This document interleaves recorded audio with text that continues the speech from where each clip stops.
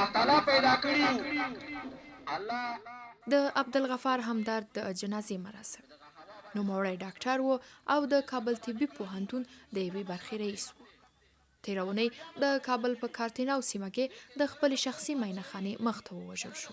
از وظیفه میامد معاینهخانه که رفته از موتر تا شده له دندې راغلی و معاینهخانې ته په رسېدو چې له موټره ښکته شوی زینه کې د پورته کېدو پر مهال ظالمانو یو یې مخ ته ولاړ یو یې شاته، یوه له پاسه ویشتلی بل د شا لخوا.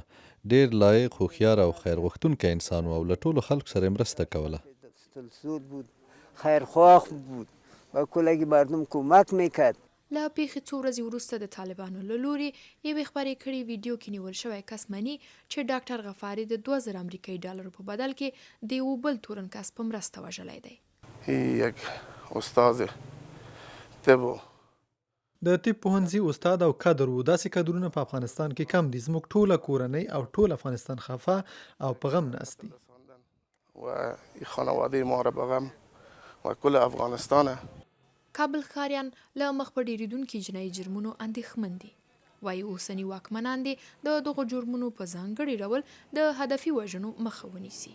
اول یک چند وخت خوب بود. لومړیو کې یو څه مودې لپاره وضعیت خو بیا خراب شو.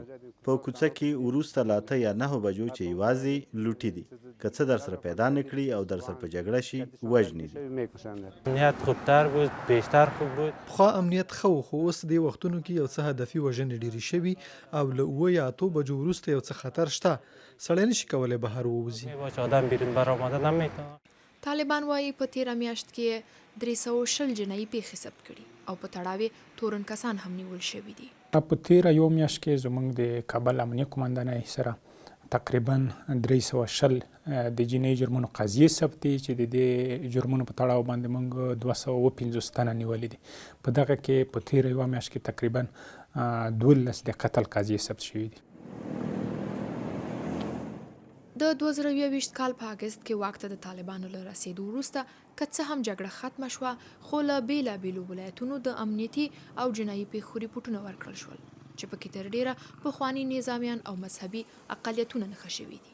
دغه پیښې داسې مهال ترسره کیږي چې طالبان تل د ټول افغانستان په کچه د امنیت د ټینګولو ادعا کوي.